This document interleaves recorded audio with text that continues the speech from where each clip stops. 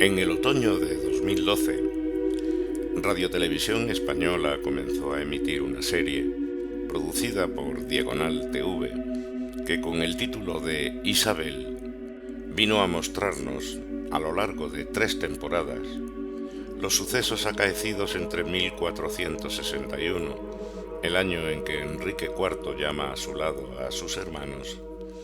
y el fallecimiento de la reina en 1504.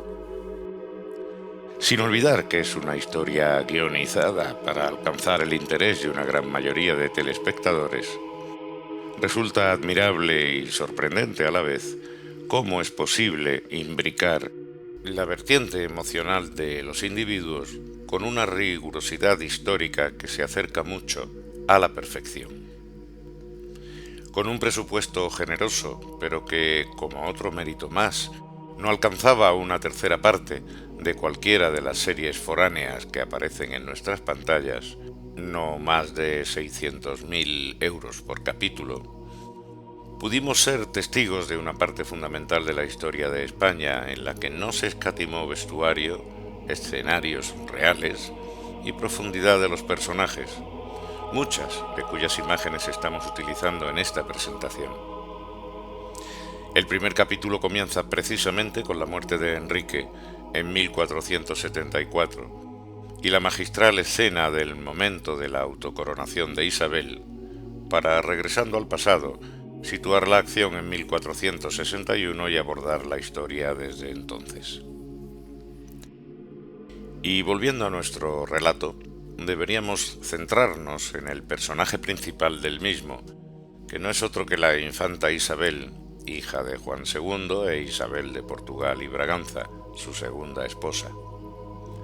Había nacido en 1451 en el palacio que su madre poseía en la villa de Realengo abulense de Madrigal de las Altas Torres, donde también fue bautizada. Desde el nacimiento de su hermano Alfonso 2 años después, en 1453, y en la misma localidad, propiedad de su madre, la infanta Isabel ocupó la tercera posición en el orden sucesorio, ya que el testamento de su padre designaba a Enrique como su heredero, seguido del infante Alfonso, si acaso el primero no tenía descendencia legítima. Con lo que Isabel, a pesar de la completa y refinada educación recibida, nunca fue, durante su infancia, más que una hija del rey sin mayores pretensiones. A la muerte de su padre, la reina viuda y sus 2 hijos se retiran a vivir en un pequeño palacio ubicado en la villa de Arévalo, propiedad de Isabel de Portugal, que se caracterizaba por ser sede de un importante complejo de escuelas, de donde salen los más distinguidos tutores de los 2 infantes, uno de los cuales, Gonzalo Chacón, más tarde señor de Casarrubios y Arroyo Molinos, se acabaría convirtiendo en lo más parecido a un padre para ambos, y fue el más discreto y eficaz consejero de Isabel en los tiempos que habían de venir. Como ya vimos en el capítulo anterior, en 1461 Enrique llama a sus hermanos a la corte, que en aquel momento radicaba en el Palacio Alcázar de Segovia, alternándose temporadas con Madrid, justo antes de anunciar el embarazo de la reina Juana. Aunque resulte chocante para la época en la que hablamos, hay suficientes indicios de que a la reina Juana se le había practicado una inseminación artificial per canam auream, es decir, por medio de una cánula de oro, para suplir la comentada incapacidad procreadora del marido. Aunque ninguna fuente alude a la procedencia del esperma inseminado, ya que se ve que los primeros intentos de que Enrique vertiera su semen en el extremo de la cánula no obtuvieron resultado. No obstante lo anterior, y apoyándonos en los numerosos estudios, algunos recientes, realizados sobre su controvertida figura, la variedad de opiniones y afirmaciones que se aprecian parecen enmarañar tanto la realidad que, como sugieren muchos, buena parte de lo publicado sobre el monarca quizá obedezca a la intención clara de sus enemigos de presentarlo como una persona envilecida, débil y repleta de traumas físicos y psíquicos, obviando los aciertos conseguidos, al menos durante los primeros 10 años de su reinado. Como vimos también en el capítulo anterior, la lucha por la sucesión se decantó sobre Isabel una vez que, muerto su hermano Alfonso en julio de 1468, Enrique cediera a las pretensiones de parte de la nobleza y de la misma Isabel para hacer recaer sobre ella el nombramiento de princesa de Asturias. Por más que la nobleza enfrentada a Enrique pretendía reconocerla como reina, algo a lo que ella se negó siempre con firmeza, si bien la situación se torció justo un año después, cuando en octubre de 1469 Isabel contrae matrimonio con su primo Fernando, rey de Sicilia y heredero de la corona de Aragón. Enrique, que confiaba en la princesa de Asturias para, por medio de su matrimonio con alguno de los personajes candidatos, alcanzar un pacto que fortaleciera su situación frente a Aragón, vio como su hermana se decantaba precisamente en sentido totalmente opuesto y, ofendido, le retira el nombramiento de heredera de la corona y lo pasa de nuevo a su hija Juana, lo que mantiene la llama del conflicto civil dentro de Castilla. Isabel había estado prometida en matrimonio con su primo Fernando desde los 3 años de edad, aunque en 1460, un año antes de llamarla a su corte, Enrique IV rompió el compromiso con el rey Juan II para ofrecerla al príncipe de Viana, hijo del rey navarro.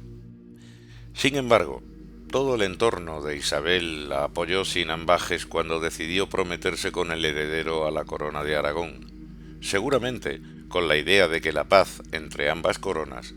era más fácil de lograr actuando directamente sobre el problema, en lugar de acrecentar la hostilidad aliándose con cualquier enemigo de los aragoneses, que era la estrategia política de Enrique. Sin embargo, ante el compromiso matrimonial afloró un problema más. Al ser Isabel nieta de Enrique III de Castilla, y este ser hermano de Fernando I de Aragón, abuelo del prometido, eran primos en segundo grado y, en consecuencia, necesitaban licencia papal para contraer matrimonio. Pero aquí aparece, magnificado, el fondo real de las cuestiones matrimoniales de la época, cuando el Papa se niega a emitir la bula requerida ante el problema político que suponía, al ponerse al lado de Aragón, enfrentarse a Castilla y sus aliados, Portugal, Navarra y Francia. En medio de las medidas por las que el rey quería mantener a Isabel bajo su control, confinada en el Alcázar de Ocaña bajo la custodia directa de Juan Pacheco, aparece como por milagro una bula que el Papa Pío II había concedido a Fernando 5 años antes, por la cual le autorizaba a contraer matrimonio con cualquier pariente hasta el 3er grado de consanguinidad. A pesar de la falsedad del documento, se firma el contrato matrimonial en marzo y, tras huir de Ocaña y de las garras del marqués de Villena, alegando ir a visitar la tumba de su hermano en Ávila, corre al encuentro con Fernando, que ha entrado en Castilla disfrazado de arriero, para contraer matrimonio en el Palacio de los Viveros, en Valladolid, el 19 de octubre de ese año de 1469. Las cartas estaban echadas, en tanto que Enrique, superado por los acontecimientos, se rebaja al mismo nivel que los nobles que se disputan el trono, lo que alienta a las facciones enfrentadas a obrar en el interés respectivo, dividiendo el reino entre ambos. Sin embargo, hay todavía una posibilidad de alcanzar un acuerdo, y el rey, a instancias de Andrés Cabrera, alcaide del Alcázar de Segovia, propone un encuentro con los recién desposados que detenga la guerra y, sobre todo, que salve el tesoro custodiado en el Alcázar y que estaba a punto de caer en manos del marqués de Villena, que esgrimía razones de Estado para atender gastos del conflicto. Enrique IV accede, como era de esperar en alguien de carácter conciliador y poco dado al conflicto, pero Isabel, a pesar de que en las entrevistas primó la cordialidad, no se pliega a dejar de ser princesa de Asturias, lo que la coloca en una posición imposible de considerar por Enrique. En el transcurso de este encuentro, el rey se siente indispuesto y debe paralizar las negociaciones, por lo que Isabel y Fernando abandonan Madrid y se dirigen a Segovia. Enrique no llegaría a sanar del todo. Atrincherado en el Alcázar Real de Madrid, bajo la mirada atenta de Juan Pacheco, receloso de los imprevistos que podían surgir a pesar de haber conseguido apartar a Beltrán de la cueva del entorno real y haber recuperado el control sobre el monarca. Sin embargo, fue él quien falleció primero, en octubre de 1474, y 2 meses después le llegó el turno a quien, demostrando que el diálogo y el entendimiento no eran herramientas útiles para sostener un reino, murió en diciembre de ese año, dejando a Castilla sumida en una más de las guerras civiles que le habían perseguido durante más de la mitad de su reinado. Isabel se proclama en Segovia reina de Castilla el 13 de diciembre, y Fernando acude junto a ella para hacerse cargo de la dirección de la guerra que estalla inmediatamente después y en la que Isabel cuenta con numeroso apoyo por parte de la nobleza castellana, en tanto que Juana y sus partidarios tuvieron que pedir ayuda a Alfonso V de Portugal, que aceptó casarse con Juana, aunque contaba entonces 13 años, pensando en obtener el derecho a reinar sobre Castilla, y se dirigió a Plasencia con un ejército de 1,5 millar de infantes y más de 5.000 jinetes. Y desposando a Juana, el 25 de marzo, ante la mirada de Diego López Pacheco, hijo de Juan Pacheco y segundo marqués de Villena, que como era de esperar se pasa a su bando, sosteniendo, igual que Juana, que Enrique IV murió dejando un testamento, extraviado en aquel momento, en el que se especificaba que era su hija la única heredera de la corona. Pero el combate se retrasa. Juana, quizá heredera del carácter conciliador de quien decía ser su padre, y tratando de evitar el conflicto que se avecinaba, envió una carta a las ciudades y villas castellanas, en las que apelaba a una suerte de voto democrático que decidiera quién sería la reina. Luego, por los 3 estados de estos dichos mis reinos, y por personas escogidas de ellos, de buena fama e conciencia, que sean sin sospecha, se vea libre y determine por justicia a quien estos dichos mis reinos pertenecen, porque se excusen todos los rigores y rompimientos de guerra. Mientras tanto, Isabel y Fernando no esperan para reclutar un numeroso ejército de 30.000 infantes y 8.000 jinetes, con los que inician las hostilidades, obligando a Alfonso V a refugiarse en Toro y Zamora, en tanto que rápidas tropas de caballería ligera de Isabel arrasaban a placer los territorios portugueses cercanos a la frontera, lo que desata el descontento de los súbditos de Alfonso y sus nobles, inactivos y a la defensiva en Toro, en tanto que los castellanos, partidarios de Juana, se muestran cada vez más remisos a enfrentar el combate bajo las banderas portuguesas. A pesar de que la victoria alterna de bando en los numerosos encuentros que se producen a lo largo y ancho de Castilla, Fernando se decide a atacar y logra hacerse con Zamora, ocupándola, pero quedando sitiado por las tropas portuguesas que acuden desde Toro. Sin embargo, lo más crudo del invierno de 1476 hace mella en los sitiadores, que levantan el cerco y se retiran con la intención de pasar lo que queda de invierno en Toro. Y Fernando no desaprovecha la ocasión. Los persigue con su ejército, impidiéndoles entrar en la ciudad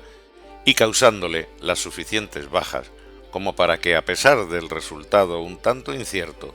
tanto los juanistas como los portugueses sintieran que habían tenido bastante. Alfonso permanece en son de guerra 3 meses más en tierras castellanas, pero viendo cómo sus partidarios se van pasando uno a uno al bando de Isabel, una vez que Fernando les promete el perdón real y no cesa en el empleo de lo que ahora llamaríamos inteligencia militar para difundir en todo el ámbito hispano y el europeo la aplastante derrota de los portugueses. Aún alentaban los flecos de la guerra cuando en 1478 el Papa Sixto IV anula la dispensa para el matrimonio de Alfonso con Juana, a la vez que el mismo año Luis XI de Francia reconoce a Isabel como reina y rompe su alianza con Portugal, que no obstante mantiene la presión y obtiene victorias que permiten a Alfonso sentarse frente a Isabel y Fernando en un plano de igualdad, cuando en 1479 tiene lugar el Tratado de Alcasovas, que pone fin definitivamente a la guerra.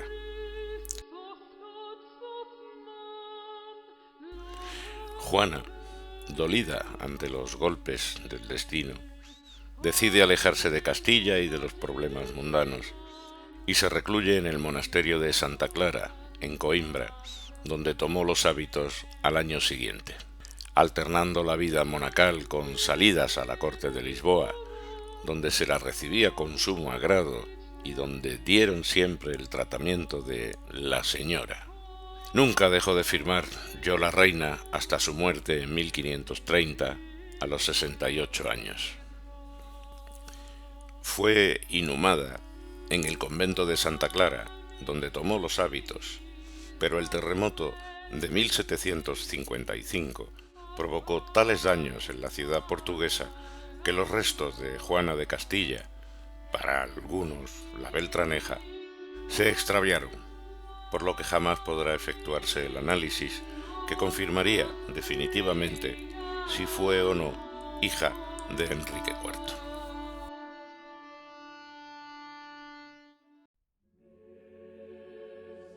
Durante los 5 años que duró la Guerra de Sucesión, poco tiempo tuvieron Isabel y Fernando para hacer otra cosa distinta que mantener el status quo vigente. Pero a partir del Tratado de Paz de Alcasovas con el rey de Portugal y la desaparición del problema dinástico al renunciar la Beltraneja a cualquier pretensión, el cese de las hostilidades permitió a la pareja real ponerse a la labor de introducir las importantes reformas que caracterizarían su reinado. Fue también en ese año de 1479 que murió Juan II de Aragón, con lo que Fernando, que hasta entonces era solo rey de Sicilia,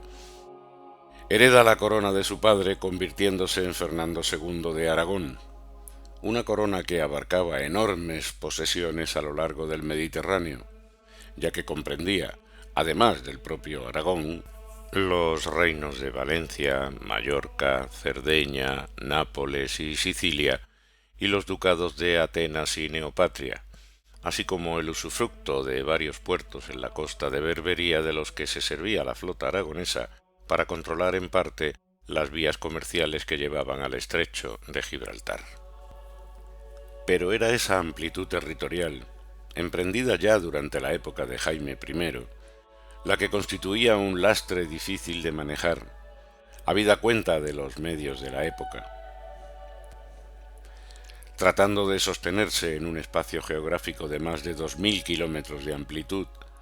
para mediados del siglo XV, Aragón había tenido que resignarse a todo lo más sostenerse a duras penas, en un escenario donde fuertes competidores luchaban denodadamente por conseguir su parte de hegemonía.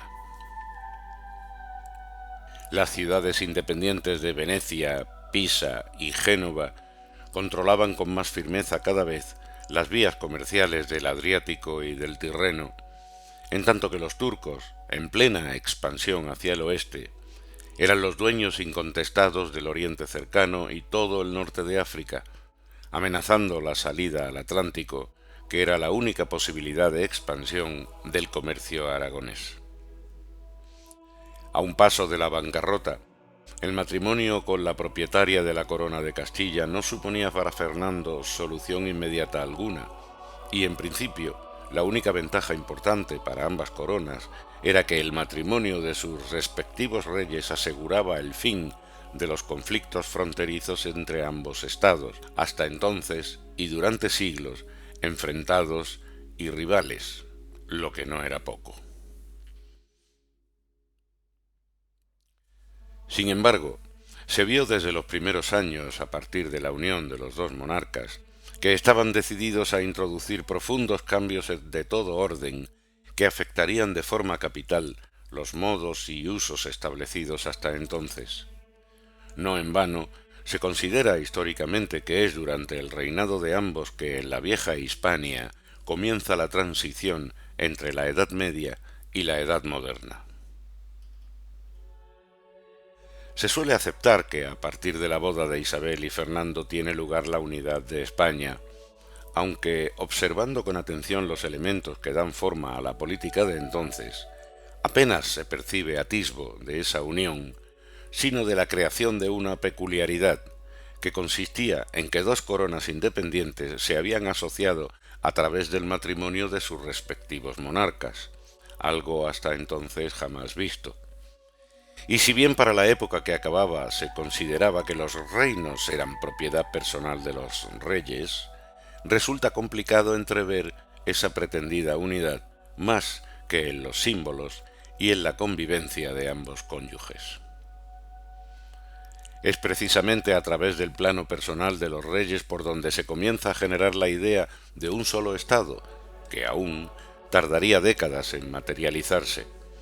hasta que un nieto de ambos fundiera las dos coronas como paso previo a la unión con el Imperio Romano Germánico. Pero en los años que nos ocupan, las coronas de Castilla y Aragón se mantuvieron independientes la una de la otra, como reinos distintos que eran, regidos por leyes diferentes, que con mucha dificultad hubieran podido fundirse en uno solo. Sin embargo, el acierto de Isabel y Fernando estuvo precisamente en trabajar juntos para sostener dos coronas, cada una de ellas con sus peculiaridades y características propias, creando la base firme de lo que años después, y por su acertado programa político, se convertiría en uno de los imperios más extensos del planeta. Y ese será el asunto del próximo capítulo.